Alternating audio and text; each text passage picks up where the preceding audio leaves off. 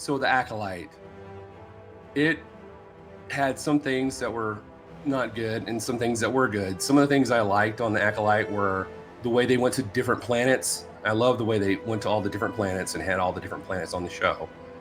I thought that was really fantastic. I love the set design. When they went to a planet, they had like canyons, or they had, these towns set up, or the jungle they went to. And that was really neat. I don't know if it was worth $180 million worth of set design and graphic artist work, but I liked it. But come to find out, the $180 million that they spent on the show was only partial. There was a lot more money put into the show than was originally discussed. So I found this article on screenrant.com and I wanted to share it with you. So it says the Acolyte's eye-watering $230 million budget revealed, further explaining Disney's cancellation. Oh man. Tax returns revealed the Acolyte was significantly over budgeted, further explaining Disney's decision to cancel the show. Helmed by showrunner Leslie Headland, the Acolyte introduced viewers to the High Republic era, a century before the Skywalker saga. The Star Wars TV show met with mixed reviews, and Disney ultimately canceled the Acolyte Season 2. New tax filings unearthed by That Park Place offer new insight into the Acolyte's cancellation. According to tax documents filed by the Walt Disney Company's UK branch, Lucasfilm spent £172 million, or $231 million, on the show, meaning the budget ballooned to an eye-watering $28.75 million per episode. This comes to significantly over budget, given previous comments that had seemed to indicate it cost $180 million, making it the most expensive Star Wars TV show to date. What the Acolyte's budget means to the future of Star Wars. Did the Acolyte ever really have a chance?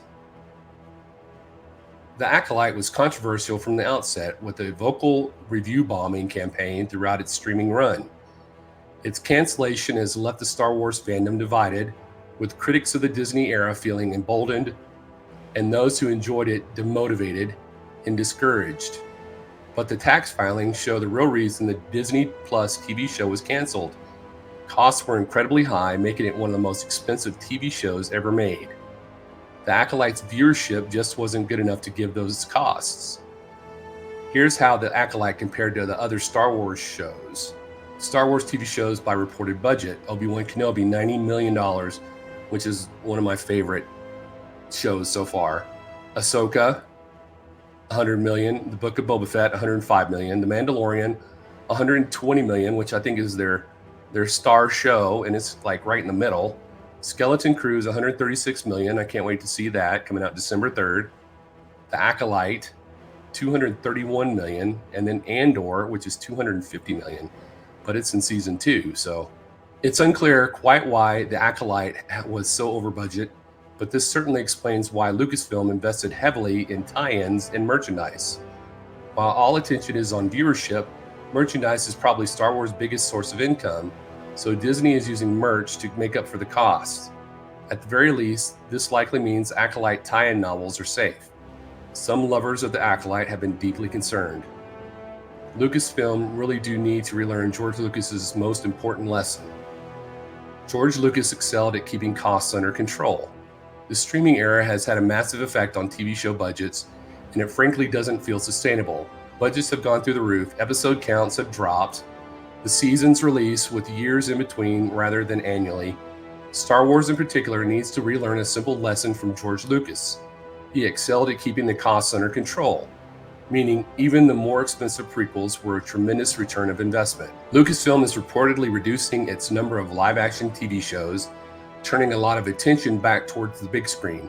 This is probably a good idea, because the kind of budget seen by the Acolyte should really be reserved for theatrical releases.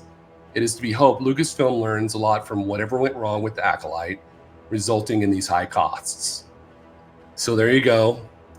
What are your thoughts? My thought is that Leslie Headland and Kathleen Kennedy they went all out. They put all their hopes and thoughts and dreams and desires into the show to make it the most fantastic thing they could think of, and they fell short.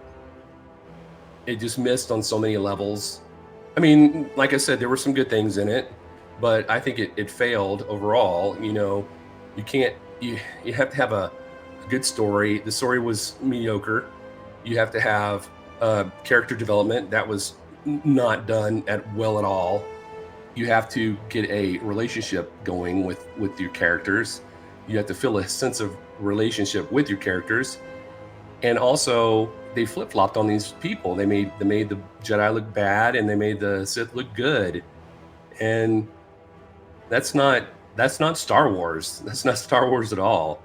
From the original trilogy and the prequels, you see that the Sith are bad. You know, the dark side is bad, and you learn that the Jedi are the light side of the Force, and they're the good guys.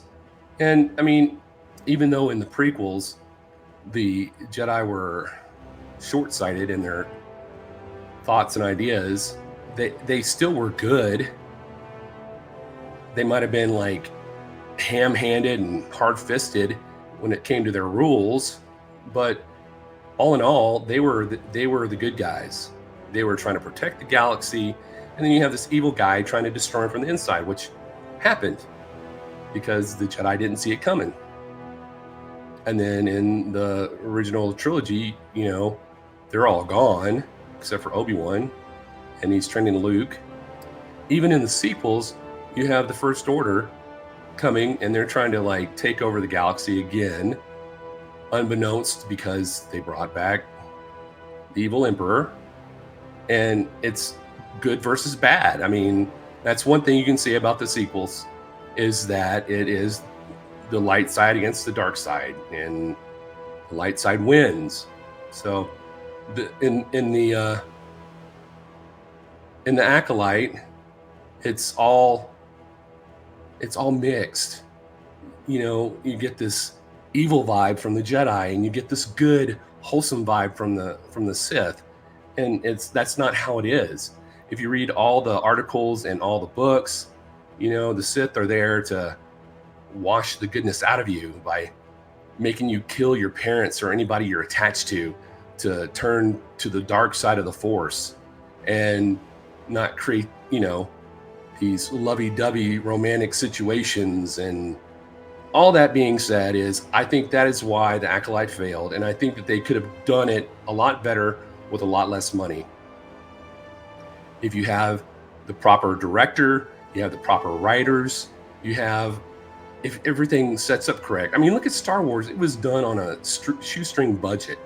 I mean, I think when it first started out, Fox only gave them $4 million to do that movie, and they had to beg, steal, and borrow to get like the $6 or $8 million extra that they had to do the movie. And then Fox at the very end, toward the very end of the shooting, was like, "You don't have any money, you know, you got a month, or you got a week." I think they gave him a week. You got a week to finish it up. And George Lucas said they went on like 24 to 48 hour shifts, just nonstop shooting, so they could get, you know, everything filmed in time to go be edited. So like the article says, George Lucas knows how to, you know, cut corners and cut costs, which they didn't do in the Acolyte. Anyway, I'm going to get out of here before I lose my voice completely.